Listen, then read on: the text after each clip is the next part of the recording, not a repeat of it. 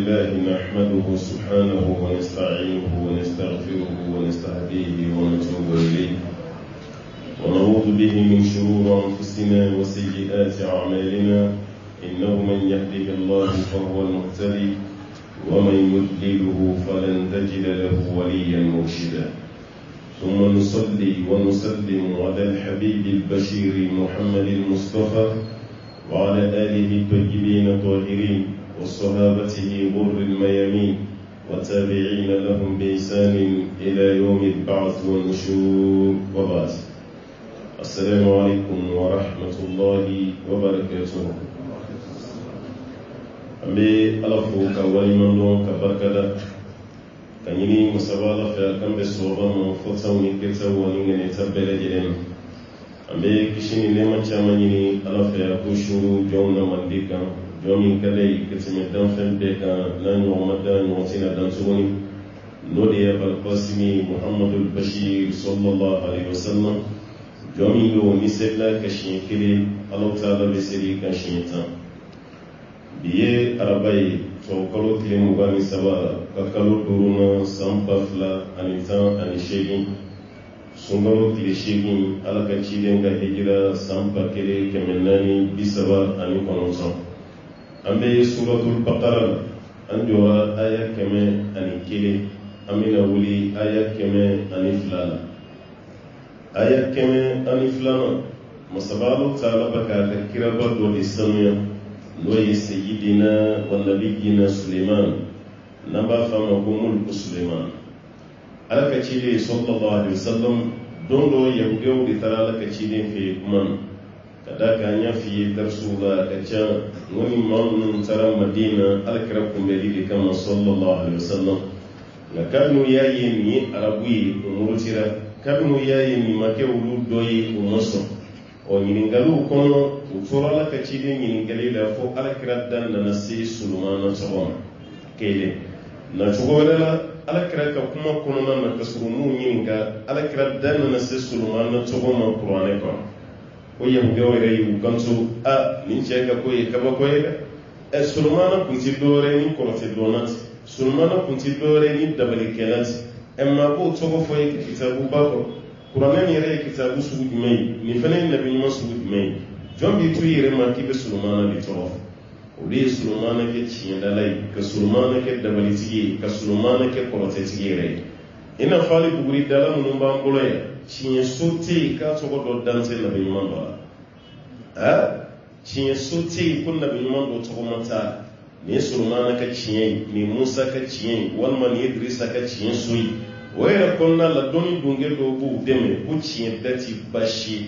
n'i ye fagali de k'a la ko de ye haramu ye nin namara kumaba ye sa ka da kan alakira ka hadisa dɔ de bɛ yen sallallahu alaihi wasallam ko ni mɔgɔ min ka kɛrɛncili ni nabi ɲuman ta bɛnna ko baasi t'a la kira kɔte hadisa la a bɛ Bukhari kɔnɔ ko kayna nabiyyun min al-anbiya yahutu ko nabi ɲuman dɔ tun bɛ yen a bɛ tɛrɛn de ci n'i ka tɛrɛnci n'a ta bɛnna ko baasi t'a la yala o tɛrɛnci min ye tiɲɛ da de ye e t'o dɔn parce que tɛrɛn min cira kira m'o ci cogo yɛrɛ la a fɔra a bɛ tɛrɛn min ci a bɛ tɛrɛn sugu jumɛn ci tiɲɛ ma fɔ dɛ a filanan nabi ɲuman jumɛn fɛnɛ ala kira m'o tɔgɔ fɔ sallallahu alaihi wasallam nka tiɲɛdala bɛɛ bolo ko Dirisa de tun ye tiɲɛdala ye bɛɛ lajɛlen b'a danbe ka taa Seydina Idirisi de ma wa tiɲɛ so tɔgɔ danbe n'i taara tiɲɛdala fɛ yen n'a bɛnna muluku Solomana ka tiɲɛ so ma o b'a f'i ye i bɛ masaya sarakati bɔ ko masaya kun danb'i kan n'a bɛnna mun ta ma o ye baara min k'a ka ɲɛnamaya la o b'e ka ko danbe ka cogo ma ten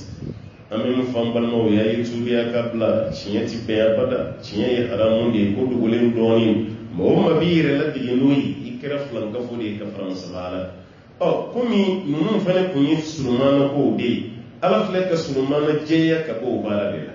ala ko cogo di wattabaru ma tatlu shayatinu ala mulki Suleiman k'u tugura fɛn de kɔ jinɛ setelaw bɛ ka mun fɔ Sulemana ja jinɛ setelaw de bɛ k'a f'u ye ko Sulemana kun ye tiɲɛdala ye jinɛ setelaw de bɛ k'a f'u ye ko Sulemana kun ye dabalikɛla ye nabi ɲuman kun tɛ ko jinɛ setelaw de b'o fɔ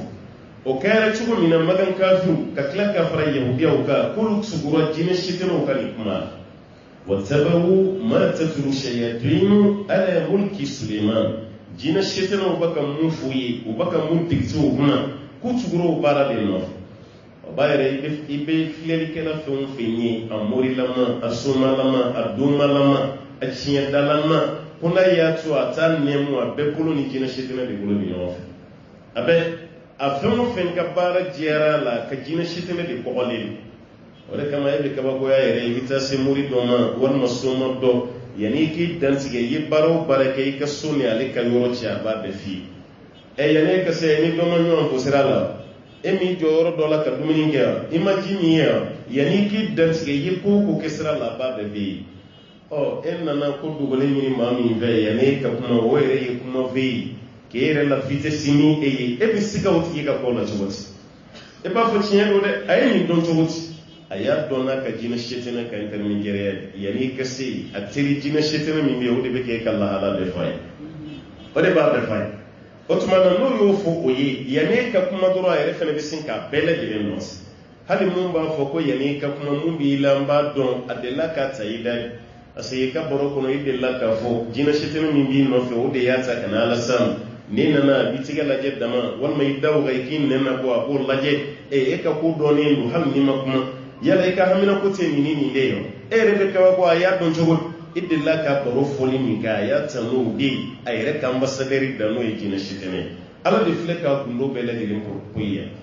watabahu ma tatlu shayatin jina shitene ubaka munfo ala mulki sulaiman mulku sulaiman ma kuni maut gurode ko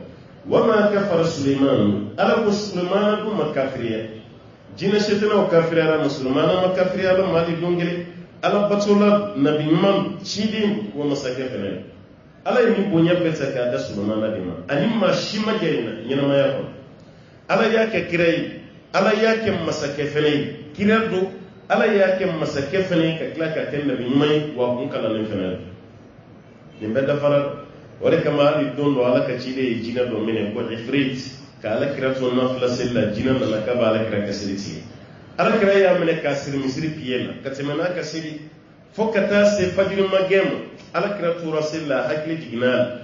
nini ni maralen tumbolo yana madogo mbalma ki sulmana ka marala ase sulmana ala dili ko ala ka marado dia munyo onti mashibolo o nini fene jine siri ko mara akeme ko mi yoro do tige ka bombalma ke ka marala de ale de jina mara ne ni jina mara manga kira klara silla dura e jina funi ayabla kata min beba irana ka fo sulmana kunye mara masai adamadenw damatɛ hali jinɛw sulmana y'olu mara Allah ta'ala ko sulmana ma kɛ kafiri walakinna shayatina kafaru jinɛ shetene ninnu de kafiriyara yu'allimuna an-nasa sihra k'u baka adamadenw de kala kɔrɔtɛ la k'a danbe ka taa shetene maana sulmana a kɛlen b'a di tiɲɛ da kɔ i b'o de mɛn ala nga radio privé ninnu an kun nisɔndiyara ko radio privé ko bina kɛ maana hakilina dɔw ye mun bɛna an bɔ kow kalam mɛ an ka jamana radio privé ko kɛra fɛn ye maaw bɛ ka nimisa la sabu ɲuman min bɛ nin 300 ni kɔ la radio privé min b'an fɛ yan sisan dɔɔnin de b'a jɛ 400 na 300 ni kɔ janba o de bɛ Mali la an ka ɲuman min b'a la o man ca dɛ a bɛɛ ye fɛn jumɛn ye nin kuma ninnu jinɛ sɛtɛnɛw ka kuma mun fɔra sulmana ma ka sɔrɔ tiɲɛ tɛ o kuma minnu na kale la o de bɛ ta i bɛ t'o de fana ye mɔgɔw bolo hali i bɛ mun sigilen ye studio kɔnɔna la a ye telefɔni ci dama i ka bana bɛ yɔrɔ min i k'o fɔ i k'i bolo da kan i furakɛ a bɛɛ ye nin de ye a bɛɛ ye nin de ye walima an ye lolo dɔnba ye aw ka lolo bɛ nin na ninnu ka lolo bɛ nin na a bɛɛ ye nin kalan de n'o tɛ nin filɛli kuma minnu bɛ ka fɔ an ka jamana kɔnɔ yan ni nin bɛɛ kɛra tiɲɛ ye est-ce que Mali kan ka kɛ fantan jamana ye nin garijɛgɛ kuma min bɛ fɔ an ka radio la ni nin bɛɛ ye tiɲɛ ye yala an ka denmisɛnninw kan ka sa kɔgɔji la n'o sɔrɔ nin ye tiɲɛ ye denmisɛnninw kan ka sa sahara la hali a ti mɛn kalo dɔ ti jɔ ka ban ni avion ma fa maliyɛn de la bi ka bɔ Libi ka na sugu ye o kalo ti kabini mankan wulila don o don avion dɔ de bɛ ka na ni garijɛgɛ dɔnbaw b'anw fɛ yan ni mago dilannaw bɛ anw fɛ yan anw ka denmisɛnninw bɛ ka sa wali jamana kan ninnu jɔ ye ko tɔmɔ ka jan so la n'o tɛ ni président ye nin faamu i bɛ nin maa kelen kelen bɛɛ de wele ka sa palais la kɔni ko mago b'aw la ni gɛlɛya bɛ Mali la aw bɛ yan aw bɛ se ka maaw garijɛgɛ foni aw bɛ se ka jamana bɔ gɛlɛya kɔnɔ aw bɛ yan mana fami do kuma way maliyan ne ci fa nga dem sen ka boye ci goni ka be ta ko fe jamana ayaw jija ka garje mi mon di maliyan be ani ci yendo ni galon sa tina do ma do ka garjige ni tola o be ge tamel ko yo de ale re baka garjige ni ma sa do aba sor ci gumi abe ta de min amba do de la ka baro fo ni muso ko ba do ale sugula sigila de abe frere ge sugul do de yedreme kele sefa dreme kele ka garje man ke ko cesse a chama ba buru sagini safa baka yala mo dala ko garjige funi furo sefa dreme kele garje man de kele no ko cesse a fene ko fere mawuma ne ko ya sabolo joli ko binnan nani sefa dreme kele ya fere mawuma binna o binnani ni ya blaika wari chela ki ka subi dia le muso korba ere ni ka ya blaika warla domi ka subu jara agonde ngene ya sa domi ne subu ko ya mi soro madile kan wona yi madile kan wona yi o ne ko awde garjiga mafuna do no se munye tere me fere aw ma binnani o garjiga funina e bisama ni kono so o soro li tono gelen o garjiga funi sa aw ya sa tere me binnani tere me kilim malienga du malienga sefa drame kele ko fere ni islame mabina gari drompe ni sirle mba chela wala saka mogo ka perasi trombe mogo girino ka kada ka suku kono ngo commerce wa be hakli bi mun na garjige ko ya sanka bampeu drame kele fere la binna nani o jago fenga dogo on ga suku kono yambi yo drame kele mina e be binna ni soro tono o jago fenga dogo suku ngono de ani fana ke buyara atalin fle mawka woro ramase tanini wali sini ni meke malion ase ni ko in nata doti boala e mami mago be ka warla obi soro kuma be ko yin da man ala ko mun baka fo sulmana ma ko ciyete sulmana ma kafiriya jina shitine nun de kafiriya toboni yuallimuna an-nasa sihra kubaka mugo kala koroteni dabali la korote ani dabali obaka mawo kala udela au beni mbara minke ko foita abeni mbara minke ko foita o ko bateno dabali kuye mawde kala wala kada madimu ka suci ka o ka suku nyami ka o ka dubuci ka fembele dine nyami awon wama unzila lil malakaini bi babila harut wa marut kani femi jigela meleke flani ka babila ni nazara folo ba fama ko babilon o yeddugo ya ko meira ki jamana de ga dogo ko ere de kera kufay dogo ay kufaya damaduwi babilon fene ya damaduwi almuhim meleke fulani jiginaji o meleke fulaka tarikula kuma ka chan aswaba man chanfiu ambiti mo woroka me meleke nu ya Allah taala ka jon man kunnan ala yu blaka na mo la jarabidu bi bara min ke kayrula ni ni ketansa be kesa mais o kana kede na ya kedro fuita ko fani kafiriyasi mogo yo de ta ko ke baraye kala simma ubugo kan na fanyina la kamogo ka duci ne o de kala no te meleke o mamma kala bara jugula de meleke o ba fiye de ni keta adabali re de keta o de kama doni kala o foro nyonko iski korote re kala ni femba la wa fenta doni kala do ay fenta ni ya dabo korote de composite ni o don no yedabali wala sai bi ka ciye bangi mawyi ko bashita me ka dabali kala wala korote wala sai fene ka ciye ni na sim mawno yi haramiye ko ti be fi o bayira femi yere to yi korote wo yere haramiye o mangate ka fi me kan ka du la ja be cirani ni dabali be cirani ni korote africain masi foi la ka to soral ka timani baraka nanzara ko ka jamana o jojo ni soyi ni gidoron ni bolivion o wati kele an baka nyogon dabali ayaw ko siga kuma ceni ni tima boy o ceni o ka dugula mogoy ma bina to ko mi soro katime to ka o luma ko ta ka barala to ko kana ta doron aya ko tigi an ye fermi do afrique ya ni ne ma be ya la yin no ya kai duguba kona ya ma ya resi se ka do faso kan ni tara nobli la ibe siri barangari o de ba mu fe halim na awfu fa de yawi wallahi o be nyoni ko kama na furi la de na ira ira de ayaw kulu shwanya e refa korobo ifani jinu yi benge kulu de bi fara nwanka ka bana suku do nyini ko lasima wal manala ila tigela be do ibisa aw ga dugu la be nyugo musala hadi no tante nyugo fe ala anti ɲɔgɔn fɛ nanzaraw filɛ i bɛ taa fɛn caman sɔrɔ cogo min dalen b'a la fɛn dilanna yɛrɛ de tɔgɔ hali ɲɛ bɛ moto minnu n'an fɛ yan ko maa tɔgɔw don japon tɔgɔw don yamaha ninnu ni honda ninnu kawasaki ninnu nissan ni toyota ni fɛn ko maa tɔgɔw peugeot ni renault ninnu a bɛɛ ye maa tɔgɔw de ye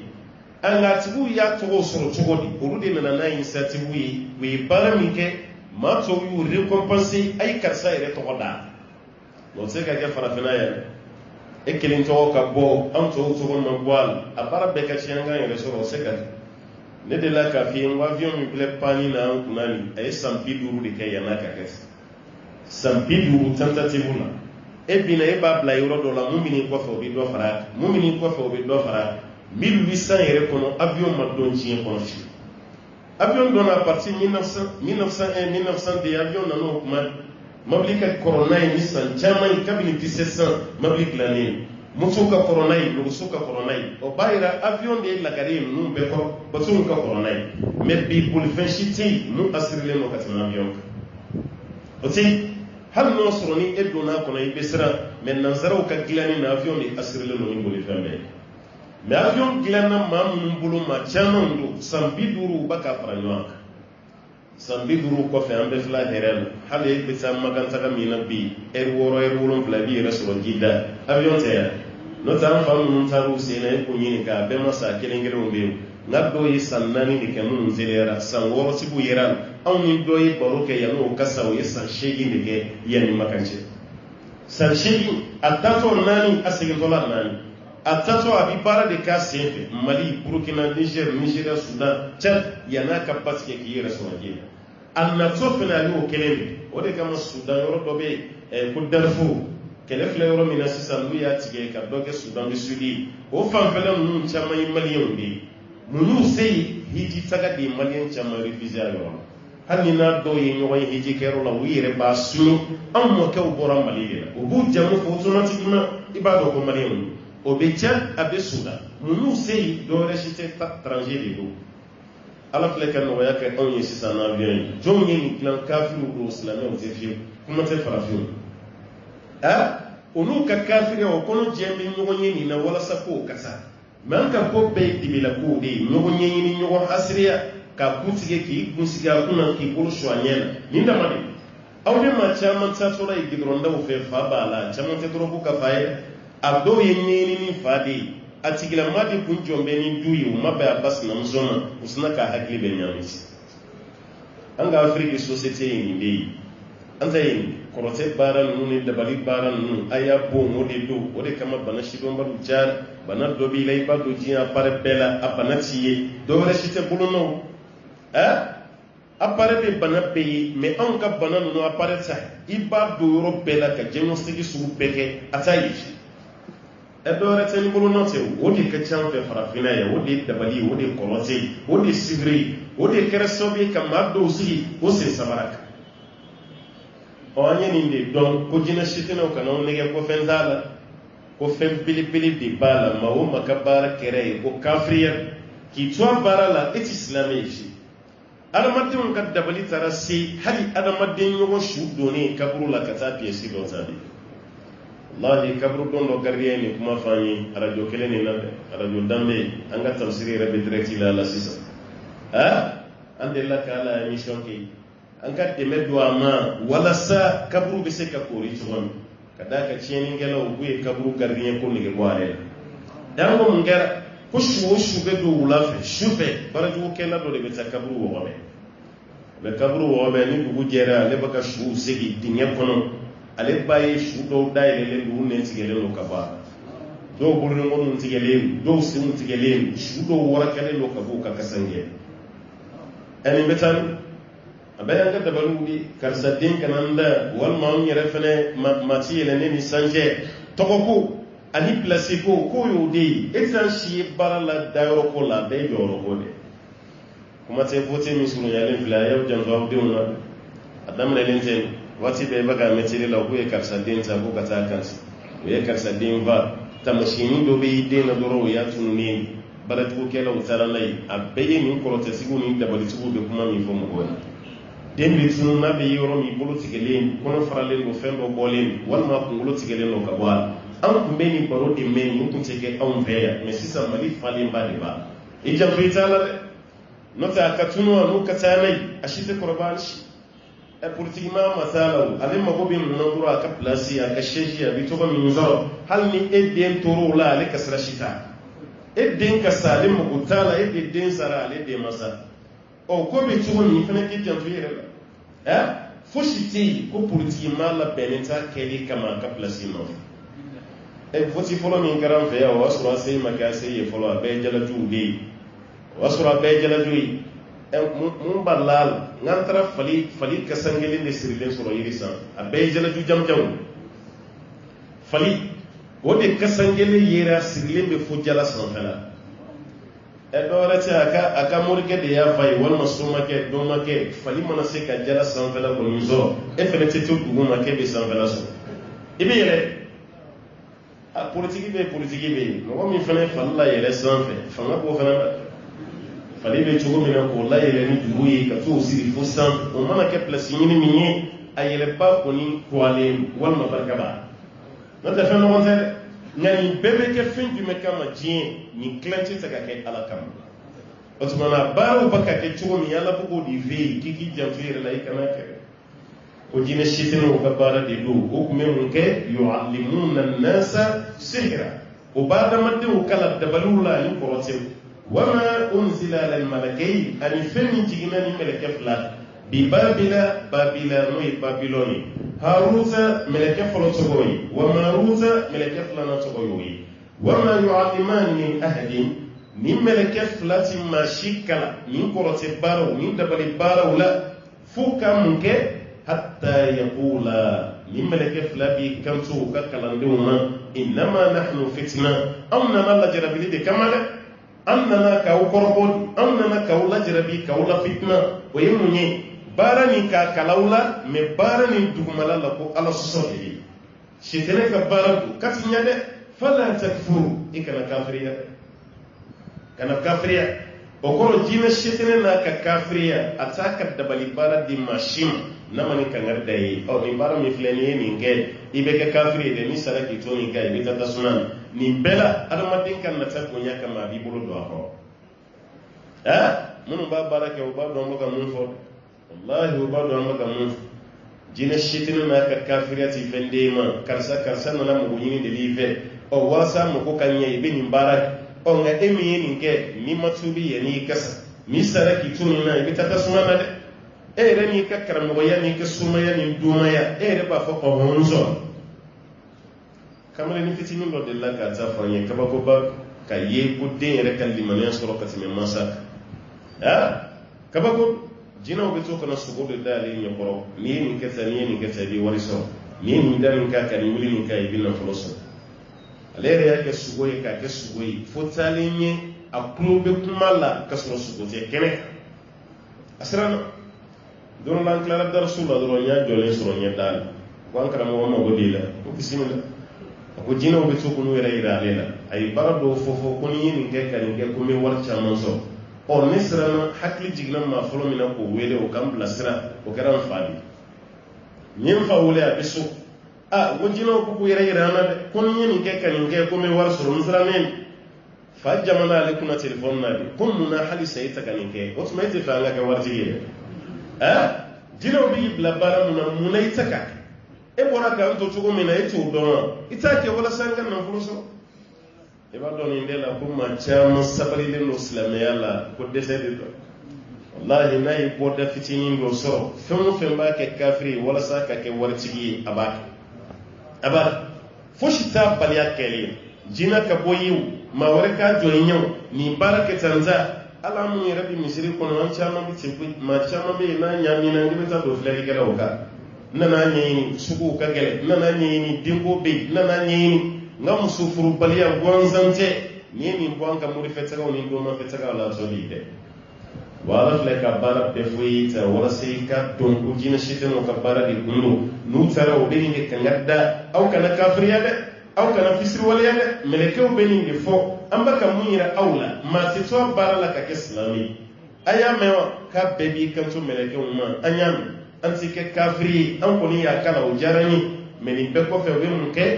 فيتعلمون منهما كوبي كلام كان ملك فلا بلو ما فينا يفرقون به بين المرء وزوجه وبيجينا شتن بارا من كسوبي كجينا مصوفا دون كلا وبافوني سيرو سوما دو سيرو صاف كورتين بيم ويل ما كبو مغوكا جينا مصوتي بتوشيلا بيبي كنو نيونجي بيبي سيندو كي بلو كادا ترولا كادا جبال cɛ min tɛ kɛ muso fɛ muso min tɛ kɛ cɛ fɛ a dɔw la yɛrɛ n'u ti ɲɔgɔn kan a bɛ kɛ n'an ma ɲɔgɔn ye sisan fa bɛ don a mɛ n'u ɲɛ dara ɲɔgɔn kan cɛ bɛ kɛ i n'a fɔ sɛ walima muso ye sɛ n'a kɔnɔfɛn de tobi ka sigi a kɔnɔ a tɛ kɛ muso fɛ fiyewu o caman bɛ yen dabali de don dɛ anw ka duguw falen don walahi hali siya dɔ tun b'an ka jamana kɔnɔ yan o ti dabali don nka bi olu yɛrɛ ɲɔgɔn dabali kɛla fila tɛ a kɛra sanu wuli an cɛ la sa ka muso baliyati den sɔrɔ walima kɔnɔ min b'i la ka sira dan ye a tɛ jigin nin bɛɛ lajɛlen dabali de bɛ anw fɛ walima ka kɛ e ni cɛ yɛrɛ ti ɲɔgɔn kan fɔ fiyewu walima ka cɛ yɛrɛ nalo i bɛ taa sɔrɔ dɔ bɛ yen du yɛrɛ tile kun b'ale de bolo ala ye hakiliw bonya ale de jɔlen don ni fɛnw bɛɛ ye minnu bɛ yɛlɛ la i fɛ ja olu yɛrɛ fana ka laɲini tɛ e bɛ pilasi minɛ i ka kɛ yen a bɛ taa ɲɛɲini hali ni fa bɛ don a la hali n'o y'a sɔrɔ ayiwa kun de bi tiɲɛ a ye nin k'a la cogo min b'a la o ka bɔ a la n ko musokɔrɔba dɔ y'a fɔ n ye a fatɔra sisan n'an kɔni ba jigin yan'a ka sa a tubira yan'a ka sa maa ti maa n'ala cɛla dɔn dɛ mɛ yan'a ka sa an y'a ye sira min kan tubi kun ɲana a da de ko anw ma a tubilen k'i sen bɔ nin baara ninnu na a ko olu maa fila de tun b'u cɛ bolo mɛ ale sinamuso de ka ko nana diya cɛ ye ka tɛmɛ ale kan ale yɛrɛ ma foyi bila kun na sinamuso ye dabali de kɛ walasa ale ka ko ka diya cɛ ye ka tɛmɛ ale kan ale ma sinamuso ɲininka dɛ ale ye mun miiri a kɔnɔ dɔrɔn o de kɛra nin ale fana ye mun ɲini k'ale fana ko i jɔ n ka taa karamɔgɔ dɔ fɛ yen n ka taa mori dɔ fɛ yen o ka baara dɔ kɛ ka di yan walasa sinamuso ka ko ka goya cɛ ye n fana ka ko ka diya cɛ ye o tɛ dɛ sinamuso ka ko ka goya ye o caman b'an ka sigi min kɔnɔ du kɔnɔna na walahi fɛn caman bɛ ale taara karamɔgɔkɛ fɛ yen n nana baara de kɛ i ka baara dɔ di yan n sinamuso kama ko karamɔgɔkɛ yɛrɛ girinna fɔlɔ k'ale ɲininka i bɛ fɛ n k'a faga de wa walima n k'a kɛ naloma de k'ale ko i kana fa i kana nalo ne cɛ denw de b'a bolo ko karamɔgɔkɛ ko e bɛ fɛ n ka mun k'a la ko ne bɛ fɛ dɔrɔn i ka ɲɛ fila de minɛ a la n bɛ fɛ i ka fiyɛ a kana filɛli kɛ tuguni i y'a mɛn a bɛ sinaya sama ne n'a cɛ a ɲɛ bɛ ko la a fiyɛ karamɔgɔkɛ ko ale ma i da i ka sunɔgɔ nin tɛ hali ne ka sɔgɔmadafɛ baara k'a ye fɛn dɔw sɛbɛn sɛbɛn k'u ɲagami ɲɔgɔn na ka gari kɛ k'o cɛsiri k'o dayɛlɛ ma ko n'i taara i ni sinamuso bɛ jɛ ka tobili kɛ guwakuru min ni ɲɔgɔn cɛ i k'o camancɛ sigi ka nin don ye k'a datugu dugu tila fɛ maa si ka n'i ye i y'a faamu k'ale y'a faamu ko n'o kɛra n'a nana lɔgɔ da don guwakuru ni ɲɔgɔn cɛ sisi fɔlɔ min bɛ bɔ n'o donna ɲɛ la k'a tɛ ɲɛtigiya kɛ cogo k'a t'a kɛ cogo ale y'o minɛ karamɔgɔkɛ ni mun ka kan a y'o d'o ma k'ale yɛrɛ t'a to fa bɛ kelenna kuma k'a sen fɛ k'a sinaya dagakolo k'a bɛɛ bɛ ci sen na nin y'a bɛɛ bannen ale sera ala bɛ fɛn min na a tɛ tiɲɛ ala bɛ fɛn o fɛn na tiɲɛni t'a ale taara a ma fɛn fɔ mɔgɔ si ye nka dugu tilara yɔrɔ min ale y'i kun degun a ma maa si ye du kɛnɛ ma k'ale nana guwakuru ni ɲɔgɔn cɛ sigi a ye fɛn min don ye k'o datugu ka boli ka t'i da i n'a fɔ fɛn ma kɛ i n'a fɔ foyi ma kɛ ale hakili bɔra mun kɔ ja o don fajiri da ji kalaya turu tɛ sinamuso la o b'ale yɛrɛ o tɛ sinamuso la o b'ale nka a ye baara jugu nin bɛɛ kɛ ala y'ale hakili bɔ bɛɛ kɔ hali fajiri da ji kalaya a hakili si kun sa ale taara i da i n'a fɔ foyi ma kɛ kuma donso ko ten ko n'ala bɛ fɛ ka ɲɛmɛrɛ halaki a b'a tɛmɛ sira bɛɛ sɛw ka suguda de dɔ b'a tɛmɛ to togoro o b'a kun ale y'i da ko karamɔgɔ kanya fɔlɔ bɔra n'o ye mori ye o b'a fɔ seli welela de ma mori kanya fɔlɔ bɔlen k'ale girinna ka bɔ dilan sanfɛ ale yɛrɛ bolo ye fɛn min don ale hakili bɔra o kɔ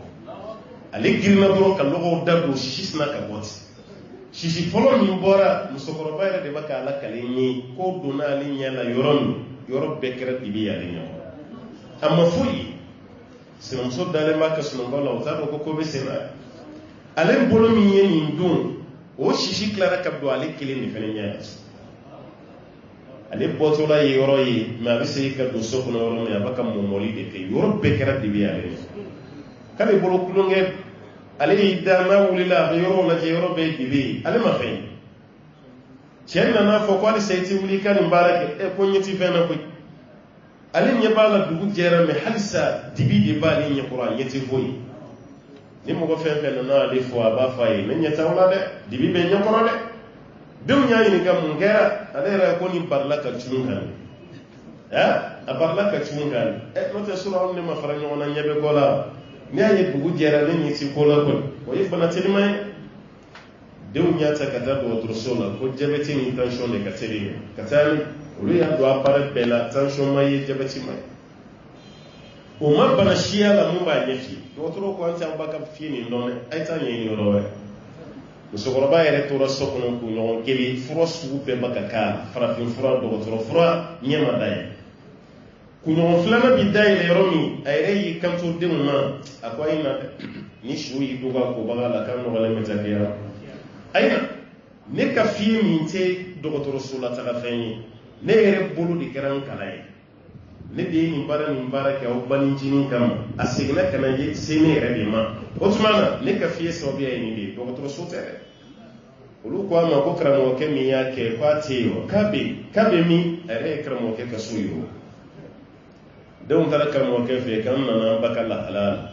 k'an ba kun bɔra i fɛ yan fura dɔ ɲini na k'a b'a kɛ sinamuso la ko karamɔgɔkɛ ko tiɲɛ don k'a bɔra yen ko fura nin seginna an ba yɛrɛ ma dɛ k'a ma banicinin sɔrɔ k'an ba de f'i ɲɛna a tɛ ka foyi ye komi e de y'a f'i ye an nana i k'i bolo sigi ko i ka fura wɛrɛ d'a ma an ba ka yeri ko karamɔgɔkɛ y'i kanto olu ma k'a kɛra baara ye ko ne ye mɔgɔ f'i ye mori de ye mɛ ɲɛ dayɛlɛ mori tɛ ne ye ne kɔni bɛ se k'i ɲɛ f'i ye o dɔnniya bɛ n bolo mɛ a f'i ye ne ye k'a dayɛlɛ sisan musokɔrɔba ye mun kɛ nin kɔfɛ a bɛ san 10 nin kɔ bɔ a ɲɛ ma se ka dayɛlɛ wa a fatura n'o ɲɛ f'i ye a fatura n'o de ye wa nin de bɛ ka k'an ka du kɔnɔ nin de bɛ ka k'an ka sigidaw la nin de bɛ ka k'an ka sociétéw fan bɛɛ fɛ a fɛn dɔw bɛ a b'a ɲɛɲini yɔrɔ bɛɛ la a tɛ ɲɛ si sɔrɔ a dɔw bɛ laban fɛn jumɛn na o de ye nin hali n'an balima dɔw ni vitesse bɛ bɔ aventure la kan n'a sera mali la ka ban a hakili ka ɲi mɛ n'a bɛ kɔfɛ fa b'a o caman nana ye n'a b'a ameriki kunkolo man ɲi o bɛ taa n'a ye dɔgɔtɔrɔso bɛɛ la fosi o bɛ taa n'a ye hôpital bɛɛ la foyi mɛ n'a y'i cun bamakɔ aéroport la yan a yɛrɛ bɛ mɔgɔw ɲininka ko mun ye n se yan hakili bɛ segin a ma mɛ n'a taara ka wari ɲini yɔrɔ la dɔrɔn hakili bɛ ɲagami a bɛɛ ye dabali nin de a bɛɛ y'an ka sokɔnɔmɔgɔw de nɔ e yɛrɛ dalen bɛ sunɔgɔ la olu bɛ ka si ɲɛna sihiru y'o de ye baara min bɛ kɛ dugu tila fɛ o de sihiru ye i ma hali suguri welela arabukan na ko asoho ka da ka dumuni de don a bɛ kɛ dugu tila nafila seli bɛ wele ko al ashar كانوا قليلا من الليل ما يهجعون وبالأسحار هم يستغفرون الأسحار ويدبو كلاودي دبو كلامكودي يمي نيا يسيرو ولا كسيرو أبارا بكلمة كدبو كلام ولي كما أتوقع دارا بكنا بسي على بكو وجينا شتنا كبارا بكنا دمبا وملكنا لمن كذا كتبو يرالي كنا ددا أو كنا نبارا كده نايم كاوبك كافري ala ko meleke klele ko nu ye ni doniya ta meleke ko fen doniya fen mi be tieni muso fara ka bonwana wa ma hum bidorina bihi min ahadin illa bi idnillah ko wa sise kam ma shi toronu ka korotei fona kara ala ka diye bayra korotei joni atiye joni e baka barake munno fane joni an yi mun kɛ nin dabali ɲɛɲini kɔrɔtɛ la wallahi n'an kun y'o kɛ diɲɛ ko ɲɛɲini na nansaraw kun t'an dan o nansaraw ka civilisation ma kɔrɔ n'an ta ye a ma kɔrɔ n'a ye y'a ye kurungafuga sariya lajɛ kurungafuga sariya mun b'a ni nansaraw ka sariya cɛ a bɛ san 700 ni dɔɔni san 700 ni dɔɔni a b'o bɔ kurungafuga sariya min ta kurungafuga sariya bɛ sigi waati min ani ninnu ta n'i y'a ta k'a lajɛ san 700 ko ni ta yɛrɛ tɛ kɔsanna ko yala an ka cɛkɔrɔbaw bɛ se k'o baro fɔ yɛrɛ 1948 cɛkɔrɔbaw bɛ yen olu bɛ 48 baro f'i ye ka da k'a kɛra o ɲɛna o b'a yira k'a fɔ anw ka civilisation ka kɔrɔ ni nansaraw tɛ nka munna u y'an da kɛnɛ ka baara ni ɲɔgɔn dɛmɛ anw ta kɛra dugula baara de ka baara jugu kɛ ɲɔgɔn na duguw la o de kama hali ka samara bɛ tunu kuma dɔ la i t'a dɔn a taara yɔrɔ min i ka fu i ka fini hali fini fensele dama yire la walma nege juru la balajugu kɛla mago b'a la ka dɔɔni tigɛ a la i ka fɛn bɛɛ bɛ bari ka tunu a bɛ taa yɔrɔ yɔrɔ i tɛ foyi dɔn a bɛɛ bɛ taa ten a bɛɛ y'a ye nin k'a tigi la a ye nin k'a la o tigi ta kɛ tiɲɛ k'o bila a bɛ hɛrɛ jumɛn lase wa an ka farafinna baara kɛra nin de ye kɛrɛnkɛrɛnnenya la Mali Alahu Taala ko k'u tɛ se ka maa si tɔɔrɔ adamaden kelen ma illa bi idhnillah fo n'a kɛra Alahu Taala ka diɲɛ wa yata'lamuna ma yadurruhum o bɛ maana kalanni kɛ fɛn na fɛn min b'u tɔɔrɔ wala yanfa'uhum a t'u nafa dabali tɛ dabali kɛbaa nafa bala dabali a tɛ dabali kɛbaa nafa bala a b'a tɔɔrɔ de ka taa fɛ Ala k'o ba ka fɛn de kala fɛn min baara t'i nafa n'a b'i tɔɔrɔ ko ka baara ye nin dama a bɛɛ ye o de ye wa hali bɛ mɔgɔ fɛn fɛn ko dabalikɛla ba kun don morikandonna ba kun don soma baarakɛla ba kun don n'a tigi ka ɲɛnamaya dɔɔni kiri ɲɛna a sa waati ye k'a jateminɛ ba ye a bɛ kɛ komi hakili ɲagami de bɛna sɔrɔ a caman bɛ kɛ ko fatɔ hali saba musokɔrɔba kelen kelenw bɛ yen minnu y'u ka baara kɛ morikandonw ni somakandonw ni dabaliw ni maa ɲɛɲini halisa kelen kelen minnu bɛ du kɔnɔ a jateminɛ a dɔw sigilen bɛ kuma la u yɛrɛ ma dɔn e m'a ye o bɛ to k'a fɔ ko karisa furuntura ko subaga k'a furuntura dɔwɛrɛ tɛ dɛ a ye adamadenw tɔɲɔli min kɛ o hakɛ de ma bɔ a la a bɛ ka kuma a yɛrɛ ma n'o tɛ e bɛ ka subagaya kɛ mun ye sariya la o tɛ yen adamaden ka adamaden ɲɔgɔn dun n'o de ye ka faamu ye subagaya la o tɛ yen dɛ ko bɛ maa yɛlɛma k'o kɛ saga ye k'o dun k'i kɛ ba ye misi ye dɔɔninkɛlaw ma sɔn o ma adamaden se ka yɛlɛma ka bɔ a ka adamadenya tagabolo la a bada o tɛ kɛ dɔɔninkɛlaw ma sɔn nka mun tɔgɔ ye subaga ye ni e ka laɲini ye de ye k'a bɛ dabali de kɛ maaw la a bɛ maaw de kɔrɔti ka maa dɔw fa ka bana bila o la o bɛ yen kɛ kabini kunun o bɛ sen na o mɛ ni e ye subagaya de van maa min ye subaga ye a b'a yɛrɛ yɛlɛma k'a yɛrɛ kɛ suruku ye waraba ye a bɛ mun dun k'o kɛ baga ye sariya tɛ jɛ n'o ye k'o kuma tɛ sɔn a ba ye o tɛ se ka kɛ a bara adamaden tɛ yɛlɛma ka bɔ a ka adamadenya la fo n'i sara n'i kɛra bɔgɔ ye n tɛ bɔ o la dɛ wa ni dɔnniyaba bɛ anw de fɛ yan anw de bɛ nin bɛɛ dɔn mɛ an ma se ka développer ka taa yɔrɔ si walahi ni yɛlɛla dɔɔni k'anw ka jamana lajɛ walima farafinna yɛrɛ walima Afrique de l'Ouest yɛrɛ a subagaya fanga ka bon yɔrɔ min yan n'a dabali n'a kɔrɔtɛw ka tila ka taa jamana la minnu tɛ subagaya ko dɔn u tɛ dabali dɔn u tɛ kɔrɔtɛ dɔn olu développer cogo min anw bɛ k'an ka ɲɛnamaya bɛɛ kɛ ni nin baaraw de ye halisa an b'an nɔ de la i b'a dɔw la an bɛ baara min na ni tɔɔrɔ tɛ a tɛ ka nafa si lase an ma ala filɛ k'o de fɔ dɛ wa yata'lamuna ma yadurruhum wala yanfa'uhum u b'a ka fɛn de kala fɛn min b'u tɔɔrɔ n'a t'u nafa walaqad alimu laman ishtarahu ma lahu fil akhirati min khalaq ko ka sɔrɔ o y'a dɔn u b'a ka fɛn min san ko niyɔrɔ si t'u bolo diɲɛ na ka bɔ o fɛn masina ni tɔɔrɔ tɛ i tɛ niyɔrɔ si sɔrɔ a la e ye dabali kalanni min kɛ i ye kɔrɔtɛ dɔnniya min kɛ i ye mɔgɔ ɲɛɲini min kɛ ko ni tɔɔrɔ tɛ kiyama kɛnɛ kan ko niyɔrɔ t'i ye min khalaq ay min nasri niyɔrɔ si t'a tigi ye ni tɔɔrɔ tɛ jahanama kɔnɔna e kɛra sababu ye ka fa don maa min na diɲɛ na yan kiyama kɛnɛ kan ala k'o lawuli k'e lawuli e ɲɛ b'o la hɛrɛ don e kɛra sababu ye k'a fɔ k'i bɛ maa min bali den sɔrɔ walima i ye fura dɔ d'a denw ma k'u fa walima i y'a tigi yɛrɛ kɛ fatɔ ye a lagalagalatɔla ma ka bɔ kɔfɛ ka na yan kiyama kɛnɛ kan ala k'e n'o lawuli kiyama kɛnɛ kan ko kiiri hɛrɛ don i ma wa tɛ hɛrɛ ala kan bɔ o de ma ko kiyama kɛnɛ kan hɛrɛ si tɛ wa hali maa min kɛra sababu ye ka maa min faga diɲɛ na yan ala kɛra ko kiyama k'a b'a fagabaga de ta tigɛ ma ka taa lajɔ ala ɲɛkɔrɔ ala karisa de ye ne faga i kan ka hakɛ minɛ a la ka di yan n'o sɔrɔ ye fa don mun na dun i kɛra sababu ye ka maa min ta ci i kɛra sababu ye ka maa min ka lebu bila a la fiyɛ hali maa bɛ yen a sen tɛ se ka don samara kɔnɔ i y'a mɛn i voyagera n ko sen de bɛ yen n'i sen don samara kɔnɔ dɔrɔn a bɛ funu ka funu mɛ n'i sen tɛ samara kɔnɔ a bɛrɛ bɛnnen foyi t'a la guloki bɛ guloki la i tɛ se k'o don n'i y'o don a bɛ kɛ komi ayiwa dɔ de ye ŋɛɲɛ bɔrɔlama bɔ i kan i tɛ se ka lafiya sɔrɔ a la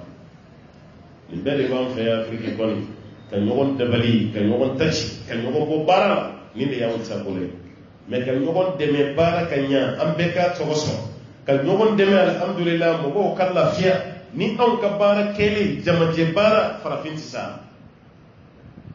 notre Airbus la jebay avion commercial ni ka bombi ka sema jien beta ka Airbus A380 ale de ka bona pay jamana nami de ya bila jamana kelense Allemagne bolo nobal Angleterre bolo nobal Espagne bolo nobal a bara la bana Toulouse France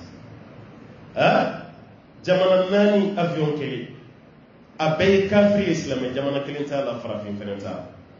ni nunu masanya o ba ke chogis o ka jamate bara mi kono na je bara o di wa avancer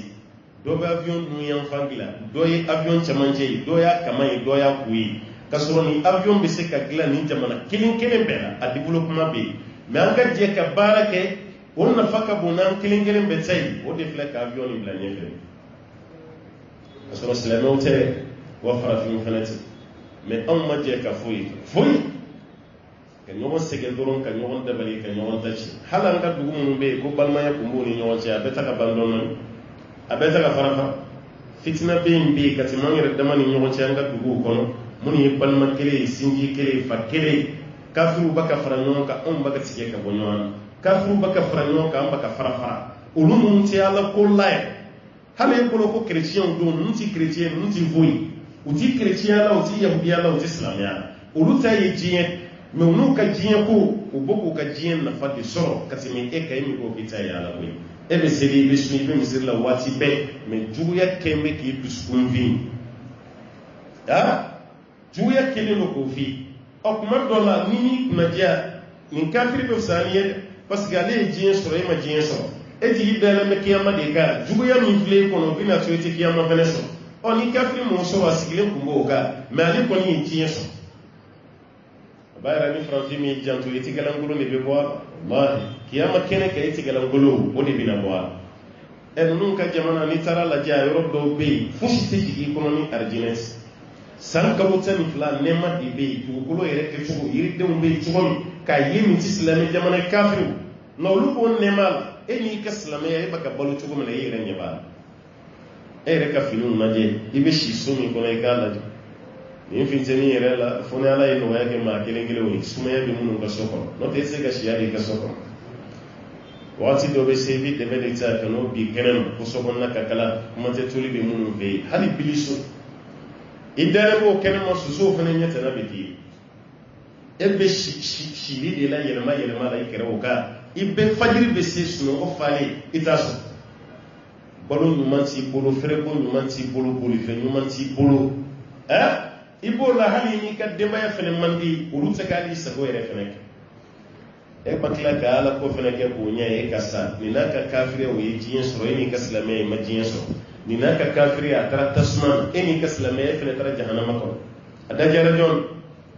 a dajara nansara bilen na ka tɛmɛ e kan o la nin de khasira dunya wal akhirah dhalika huwa al-khusran al-mubin ala filɛ ka ta tiɲɛ walima dabalikɛlaw ala filɛ k'u ka ta tiɲɛ o de yira ta kiyama kɛnɛ kan wala bisa ma sharu bihi anfusahum ala ko fɛn cɛ jugara u ye fɛn min sa walima u yɛrɛ kun feere fɛn min ma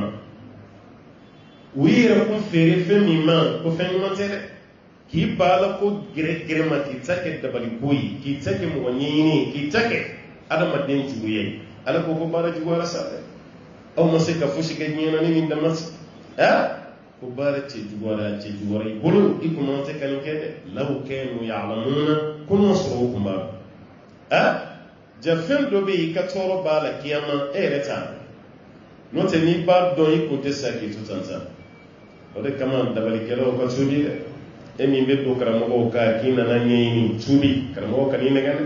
ko minnu b'a fɔ ko haramu don k'a y'aw wuli ka b'u kɔrɔ ko ji gansan t'i kun o ka n'i nɛgɛ dɛ a kelen kelen bɛɛ b'a dɔn k'i sigi so kɔnɔ mɔgɔ dilan min na i t'a baara kɛ ni ala ye fiyewu i ni jinɛ setɛnɛ dɔ de bɛ ɲɔgɔn fɛ o ye kasi yɛrɛ dɔw olu ma o b'a yɛrɛ e de jo t'a la silamɛw a ye ala minɛ aw ka jigi da ala wa man yatawakkal ala Allah fa huwa hasibuh ala ko ni maa o maa y'i jigi da ala kan k'ale ala b'i lawasa a y'aw jigi da ala kan a ka fɛn bɛɛ ɲini ala fɛ ni gɛlɛya y'i sɔrɔ wuli dugu tila fɛ i ka seli i ka haminanko i ka yira ala la kan o kan ma nin diɲɛ ye ala deli o la ala tulo b'i kan bɛn o de ka fisa i ka taa tile bɔ i yɛrɛ la kiyama kɛnɛ kan ni nin filan kɔfɛ ye baaraw ye Allahumma rabbi ala k'an kisi naam ولو أنهم آمنوا اتقوا لمثوبة من عند الله خير لو كانوا يعلمون ولو أنهم آمنوا ألقوا كنوا سروكم لمن يرد واتقوا ككلك سرى لو تعالى لمثوبة من عند الله قصرا كبو على يرو خير قد كفسا لو كانوا يعلمون نصر بابا على كسر ديما كي كهرب ودلا على كسر ديما قد كفسا كتمي فلان دبلي منا إفلاني كورتي منا إفلاني يني منا ولا كسر دي كفسا كتمي به ما بشرط لو كانوا يعلمون كن نصركم بابا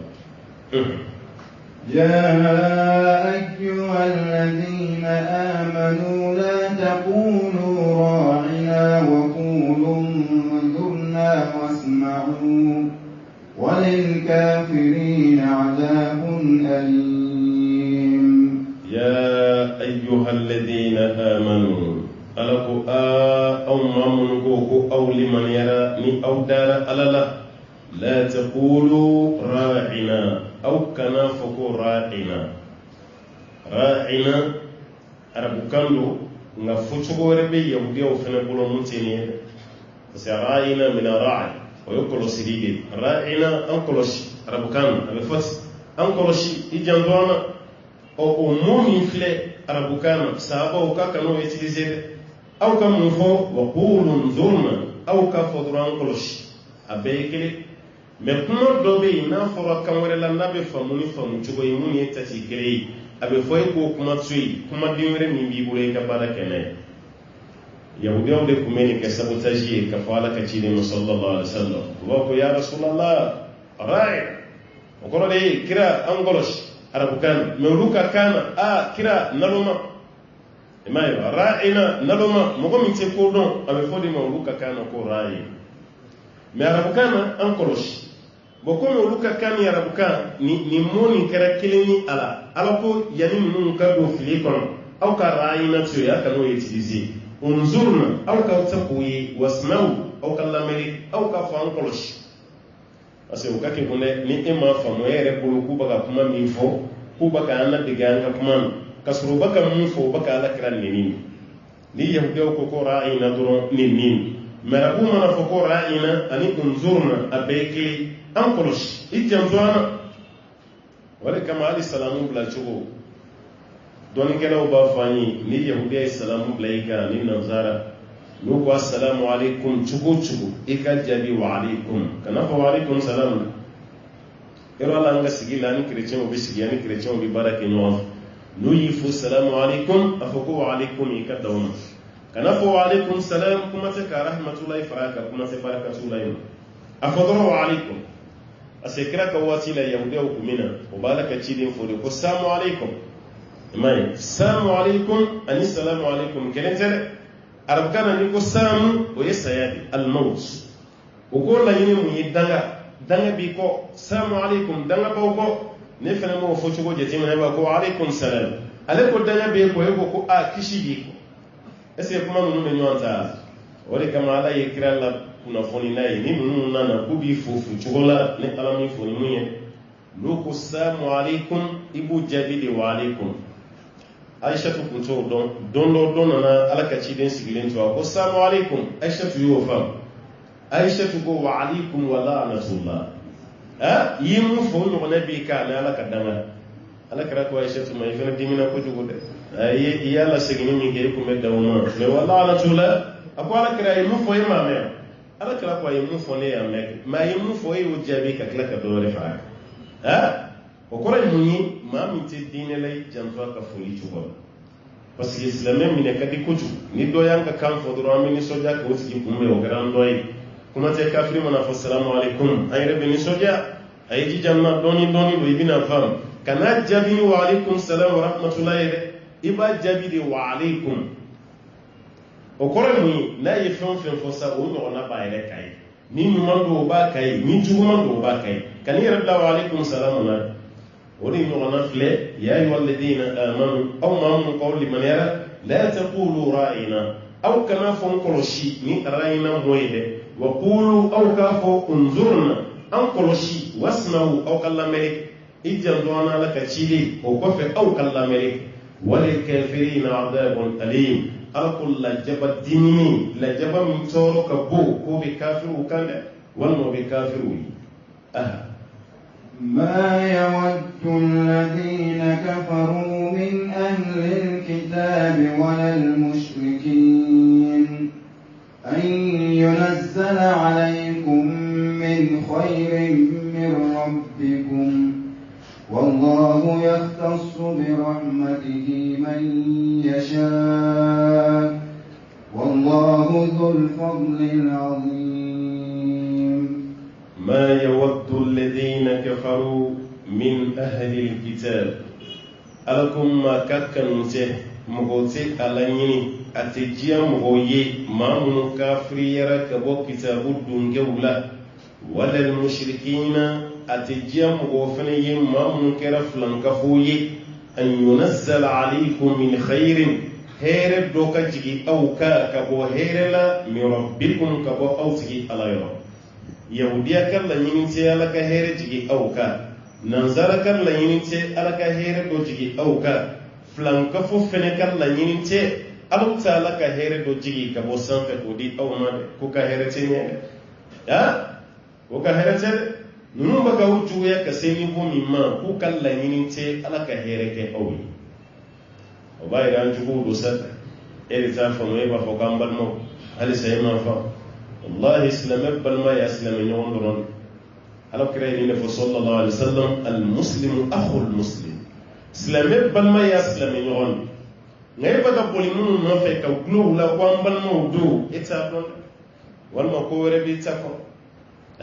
ko wore bi tako ngo kala ni tinu no islam balma ya islam am ga jamana kono ya islam be ba islam nyon na no kana je ka barake ya bi glo kafiri de la ko balma aslami ɲɔgɔn bɛ ya ti fɛ n'o ka jefi ka juguya bonya fo ka ti islami ɲɔgɔn k'i bolo kafiri o fana juguyara sa wa an ka jamana bɛ ka taa o cogo de la an ka ɲama yɛrɛ la wallahi ko dɔ ye jamana dɔw sɔrɔ n'a b'a histoire dɔn aw tɛ kulonkɛ silamɛya la aw fɛ yen aw tɛ kulonkɛ ala ye bonyaba de di anw ma yan mais anw bɛ fɛ ka bonya nin tiɲɛ ka k'an ni dingo ye ka k'an sago ye fitina man ɲi dɛ adamaden kan ka boli kuma bɛɛ ka bɔ fitina ɲɛ fitina man a ye jamana minnu ci i ɲɛ b'o la i b'o kibaruya sɔrɔ maa min tɛ fɛ o ye kafiru ye yahudiyaw nanzaraw maa minnu bɛ filankafoya ala ko olu de t'i fɛ hɛrɛ kelen ka jigin ka bɔ sanfɛ ka di aw ma o t'a fɛ a bara ko maa bɛɛ ko bɛ maa min ye i fitinin t'a tigi fa i cinin a t'a tigi fa hɛrɛ ka jigin ka bɔ sanfɛ k'o di aw ma yahudiyaw bolo tasuma nanzaraw bolo tasuma ka taa se boli patolaw ma o ka laɲini tɛ fi ko kana kɛ o man d'o ye wallahu yahtassu bi rahmatihi man yasha k'ale ala b'a ka hinɛ kɛrɛnkɛrɛnni maa ye maa min y'ale ala diya ala de ye kiraya di kira ma ala de y'aw fɛnɛ kanda k'aw kɛ silamɛ ala ye kɛ silamɛ ye hɛrɛ de don maa min ma kɛ silamɛ ye o bɛ kɛ juguya mɛ e ta silamɛ yɛrɛ k'i kun siɲɛ diinɛ wɛrɛ mɔgɔ ye n'i b'i ka diinɛ valeur dɔn i kan ka bila i kunna i ka diinɛ faga diinɛ wɛrɛ mɔgɔ de kan k'i kun siɲɛ anw ye parce que an de ka diinɛ bɛ diinɛ bɛɛ ni sanji mais an yɛrɛ bɛ maloya n'an ka diinɛ ye an bɛ saamɛ n'an ka diinɛ ye an yɛrɛ ti fɛ yɔrɔ dɔ la hali a ka dɔn ka ni silamɛ wallahi o maloya bɛ silamɛ caman arabu b'a fɔ mun ma ko inhizamu nafs adamaden ka yɛrɛ sous-estimé e yɛrɛ k'i yɛrɛ dɔgɔya i ti foyi ala ko walima mɔgɔ yɛrɛ fɛnɛ bolo nin de ye silamɛw taabolo ye nin n'an taabolo ye anw bɛ siran yɔrɔ wallahi hali yɔrɔ bɛ yɔrɔ la ni silamɛ mago sera ma a bɛ dɔ bɔ bomosi la fɔlɔ yan'a ka se yen ko kafiru don dɛ ko ti bomosi i jɔn ka arranger dɔɔnin ala t'a fɛ o tɛ fɔ an fɛ yan dɛ ko kafiru t'a fɛ an b'olu de sago muso bɛ muso la a bɛ hijabu don mais yɔrɔ bɛ yɔrɔ la n'a bɛ taa yen a k'o bila ko n bɛ taa yɔrɔ min ko kana n sabati i b'a ka maloya n'i ka diinɛ walima an bɛ dɔɔnin forokɛya de ye i b'o don i bɛ fugula mais yɔrɔ bɛ yɔrɔ la n'e bɛ taa yen i bɛ fini wɛrɛ de don ko ni n taara yan ko ninnu tɛ n ka forokɛya ko dɔn ko bɛna n na gosi u bɛ n saboter o tɛ dɛ e yɛrɛ de bɛna maloya o kɔrɔ e de bɛna t'i yɛrɛ dɔgɔya n'o ye n'o tɛ n'u t'a don a yɛrɛw la kɛ halan ka ko fe jamana do be mo ban wele e jamana do papier te islami male ya ka islami to di yelma ko ka jamana to daaye hal nana tiri bena be kan do ye ko ni men nun cela e kan wole ni to ni yede adobe sin ka to ele mat ibe wole ko juger wal ma pierre no kera ku te soni ka fo konte islami ni na beru ani ngale be bo angola wati be ka sama o papier be pour ibisra bi moloya e ka islami to ibo yelema wala sakafiru kana fo ko islami do de hal na balma ya fo assalamu alaikum ba jabini kan were kafiru kana so ko jabo islami jamana were sigi papier ka jeye ka sene ka dine ine anjay kan kana molana nga islami ayaw ka islami ya president ya be yoro o be ke sogi kafir do ere bin soyi ka tubi ka islami an kelen be se ka dawa ate fu ga ke kramo e kam goro ta yoro bela e ere kala alaya o be ke sogi ka kafir soyi ala avion kono ni seri wati sera kana so akati me sigile e ka ta mum ke ni kafir sigile no krefe isigile ki ka seri ayere ka kabo boya e baga mun getsa seri bale a be expliquer e ko dan ko nyakele na la ikanda dama be so ka subi woro be mebe mama e nun kana na naje mana ni seri dama na sa o bina naje ni nyakere do e o bina wuli ka bon krefe o bina fo ni tururisi e ko maka sera avion ma e mai ambe ni ko nu ne miri an kono doro islamia barka be sin kapati ala ni baka do ale chrétien ya dontola baka ka seri ka dontola to ke ya e ba ya ba bolo da tsena ka kamango fula o bushi Père, Fils, Saint-Esprit. Allez-y, Molana Taï, et Islami, à la tournée, Kabona Bay, et Bédé, qu'on faut ici, à l'écref. Kouslame, Kana Molana, Kaslame, et Bigoro, et Kaslame, à Kene. Allah dit choisi, et Kaslame, ou à la Kakine. Wallahu yakhtassu bi rahmatihi man yasha. Kana bima subhanina Kakine, ala imamina, Wallahu zul fadli al-azim. Kada yifu samantiya, Bédé. Non.